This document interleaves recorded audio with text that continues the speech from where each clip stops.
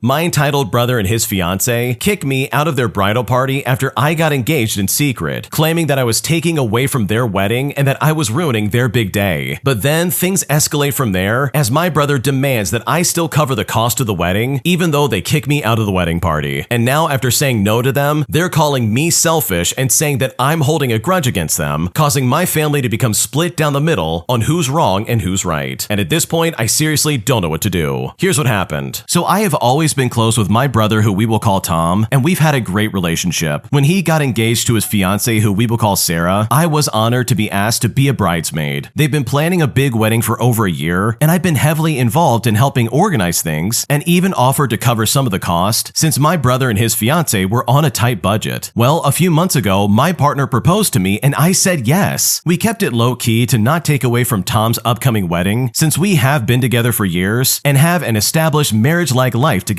However, after announcing our engagement, Sarah became very cold towards me. Tom later told me that Sarah was upset, feeling like I stole her spotlight by getting engaged before their wedding. A week later, Tom and Sarah called me and said that because of the timing of my engagement, it would be best if I stepped down as a bridesmaid. Sarah wanted to focus on her, and apparently my new engagement was too distracting. Well, I was hurt, but I agreed to step down to keep the peace. Well, here's where things really escalated. Tom recently asked if I was still willing to cover the wedding costs I had previously offered to pay for a significant amount of money. And when he made this request, I was shocked. But even still, I politely declined, saying that I didn't feel comfortable contributing anymore since I was no longer in the bridal party and I felt very hurt by the situation. Tom then got really upset and called me selfish, saying I'm ruining his big day. Sarah even accused me of holding a grudge and trying to punish them. And now my family is split. Some think that I should still help out since I initially offered, while others agree that it's unfair to expect me to contribute, especially after getting kicked out of the wedding party. So am I the jerk in this situation? What should I do? No, you are definitely not the jerk. Tom and Sarah are out of their mind, as well as any other family members, if they really think that you should cough up any money after getting kicked out of the wedding party. But not even that. You got kicked out over the stupidest reasons on planet Earth. You mean to tell me they kicked you out of their wedding all because you got engaged, and somehow this is distracting from their stupid wedding? Like, what is going on? How does your engagement take away from their wedding? That's the dumbest thing I've ever heard in my life, and that is so unfair. Like, that is the dumbest reason anyone's ever had for kicking somebody out of their wedding party. But then for Tom to turn around and be like, hey, by the way, even though you're not in the wedding party, we need that money you offered us before. You're still gonna pay it, right? Like, what in the world is going on right now? That is insane in my opinion. You tried to politely decline, but these people are like, wow, you're holding a grudge. I can't believe you. Like, this is some like next level gaslighting because this is insane. There is seriously no good excuse to act this way. So no, of course you're not the jerk. These people are out of their minds if they expect you to give them money, and anyone who would even begin to possibly agree with them, in my opinion, is completely delusional. If you like Am I the Jerk, you're probably going to love Am I the Genius. Check it out, link down below in the description. Also, go to amithejerk.com/submit if you would like to submit your own stories. Would I be the jerk for not paying for my friend's flight home? Because right now, as we're planning a road trip up to Northern California, everything is slowly falling apart, and at this point, I seriously don't know what to do. Here's what happened. I'm a 25-year-old female, and my friends and I are road tripping to Northern California soon for a long weekend. The road trip will be about a 10.5-hour drive. 12 of us are attending the trip, and we're all around the same age. There's 2 couples, including myself and my boyfriend. We're all driving together from the same city, except for 3 people who are going by themselves. Only myself and one of my other friends have a car. So I'm taking 5 people in car A, and my friend is taking 4 people in car B. In car A, we have myself, my boyfriend, my friend who has met everyone once or twice, but is mainly my friend, and a second to that is the closest to my roommates. And the last 2 people to round out the car are my 2 other roommates. Car B has the driver, who we will call Becky, who doesn't live in the same city as us, but is driving to our city to pick us up and drive to Florida as part of a longer travel period that she's taking. My other friend in the car, who we will call Lisa, who is also very close with Becky, as well as 2 other friends who we will call Ben and Daisy. They're the other couple, and Daisy is roommates with Lisa. Now, the cars are divided pretty logically by household plus the people we're closest to. We're also all in agreement on how we're gonna split gas, so there's no drama there. However, Becky and Lisa, after our trip, plan to go on a second vacation of their own, meaning Becky's car will not be returning to our city, and her passengers that need to go home, namely Ben and Daisy, are going to be stranded. Becky is willing to drive them halfway home to an airport, where flights will cost about $150 to get home. So So I told them, while I can't fit them in my car on the way back because it only has 5 seats, I'm happy to take their luggage so they don't have to incur any extra fees. Well, Daisy is upset, feeling like the situation is awful for her and Ben, and this is all because they just so happen to be placed in Becky's car, so now they have to take on extra costs. We're going to discuss it this week, but possible solutions have been either splitting the flight tickets across everybody going back, or doing some sort of drawing early of who gets to go back in the car versus who's flying. Now, I personally don't think myself or the passengers should be responsible for the cost of the flights. My passengers are coming with me due to their closeness to me, and they're the people I want to spend the long drive with. Now, as a side note, I was also invited to the trip with Becky and Lisa, but I felt too guilty to strand my 4 passengers. Well, Daisy is getting increasingly upset about the situation over text messaging, so I know it's going to be a tense situation. She is quick to anger and to blame others, and has been already butting heads with Lisa recently over roommate problems. Daisy is the kind of person to hold a grudge, and if we made them pay for a flight, she may make snide comments about it throughout the trip. As her roommate, Lisa feels a lot of anxiety about it and is trying to appease her, but I want to stand my ground and protect my passengers. I'm just not sure the best way to split the cost and the logistics of returning home while also maintaining the peace. So would I be the jerk if I decided to not pay for my friend's flight home? What should I do? No, you would not be the jerk, because why would this be your problem? Seriously, first of all, this all needs to be figured out like way in advance. Like, this already sounds like an absolute mess, and this would be plenty of grounds for me to basically back out and be like, okay, I don't think I want to be a part of this. Like, seriously, this sounds insane in my opinion. Because here's my problem with this entire situation. You are not the one abandoning these people on the side of the road to go do some extra trip. That literally falls on the shoulders of Becky and Lisa. So if they really want to help their friends out, they shouldn't look around and be like, who's going to help pay for this? And instead look in their own pockets and put the money in for them. And also, why is Ben and Daisy okay with just getting stranded in Northern California? Like, this is so stupid across the board. Everybody's so dumb in this situation. More specifically, literally everybody in car B. Like, if I knew I was going on a road trip and the person driving us there was like, okay, I can take you halfway, then I guess I'm just gonna leave and go to Florida, I would be like, oh, that's cool, I'm not going anymore. Screw that. There's just no way that's happening. Like, at that rate, you're basically walking into getting stranded, and there's no reason to do that. Plus, you're literally taking on extra cost by being like, okay, I'll just get a flight home. So for anybody outside of car B to be like, who's gonna help pay for this? Like, that alone is so ridiculous, it's not even funny. Because this is quite literally not your problem, and Becky and Lisa need to step up and be better friends. My mom is upset because I want to work a job that requires me to work weekends, resulting in her not being able to use my car. And right now, I'm wondering if I'm the one that's being selfish in this situation, because at this point, I really don't know what to do. Here's what happened. So I currently live with my mom, and back in June, I got laid off from my job, which also covered housing. It sucked because I really loved that job and it was rent-free. And while I had already lined up a place to live, my mom offered me her home. Now, while I was traveling for work, there was no need for me to have my car, so I left it with my mother, who doesn't have a car. She normally wouldn't need a car, but came into the care of her 2 grandchildren, which also required her to re-enter the workforce. She was lucky to land a mainly remote job, but it does require her to come into the office once a week. Now, I've been working my work schedule around her schedule, along with my school schedule as I'm becoming an EMS. I feel like I've been pretty compromisable with her. There have been times where I've given her my schedule weeks in advance, and I've had to change things last minute just to accommodate some stuff that she had to do. While I do live with her rent-free, I do help out as well. I do chores around the house, I take my nieces to and from school as needed, I take them to clubs, and other things that might be needed. I also do grocery runs and errands for my mom. My mom constantly talks about how grateful she is for letting me use the car, and how much money she's saving by letting her use the car. And as a side note, it is my car. I pay all the insurance, included her insurance as well. But the thing that happened that prompted me even writing this is that I was promised a promotion at my current day job, and 2 times now it was given to someone else. So I decided I was going to look for a new job. I told a friend I was looking for a job, and he so happened to be a manager somewhere and was looking for someone, and offered me a job where I would make more than I would have made with that promotion. But the thing is, it was Thursday through Sunday, which I didn't mind. I actually preferred working weekends because I don't like going out when everything is crowded. I told my mom, and I thought she would be excited because I'd be doing a job that I'd actually like to do, and I'd get way more money, plus I would have to work less. But instead, she started talking about how I would be working all weekend, and she didn't outright say it, but she was commenting a lot of negative things. She would say stuff like, I guess you'll have the car all weekend, huh? I guess we can't do anything in the weekend. Better plan all my shopping trips on the weekdays after work, I guess I can just walk. It'll be hard to take the kids to the movies. I guess we can always just Uber there. And the worst part is that she always ends by saying, oh, I'm not saying this to deter you from taking the job or anything like that. We'll be fine. We could just Uber everywhere. But if that was the case, then why do you keep making comments? I honestly have no idea if I'm in the wrong or if I'm overreacting. I thought it was fair considering I'm living with her rent-free, but I feel like I'm getting taken advantage of and being gaslit. What should I do? Okay, first and foremost, your mom is a guilt-tripping jerk, because that is all this is. She's being passive-aggressive on purpose to get under your skin and making these snide remarks by being like, oh yeah, I guess we'll just walk there. And in my opinion, people who act like this are seriously some of the most annoying people to deal with on the planet. Like, this is such an immature way of discussing anything or even beginning to have a conversation of any kind. Like, seriously, if she has a problem with you taking the car, that she should speak up and say something like an adult and not do this weird routine where she's acting like a teenager and she's like, oh no, it's fine, I'm not mad. Please take the job, we'll just walk everywhere. So you know what? If she wants to act like that and wants to be petty and passive aggressive, then seriously, let her do that. And best of all, you should take her at her face value. If she's saying she'll walk everywhere and use an Uber to get around, then guess what? Congratulations, that's exactly what you're gonna do. If she's saying that this shouldn't deter you from taking away from your job and that she's going to Uber everywhere, then guess what? You should go ahead with your job. If she's gonna be immature, then congratulations, you're gonna take her at face value. And I think that's the only way it's gonna get through that no, these stupid tactics are not gonna work. At least that's what I would do if I was in your situation. Obviously, there's a lot of nuance that only you know about, so you should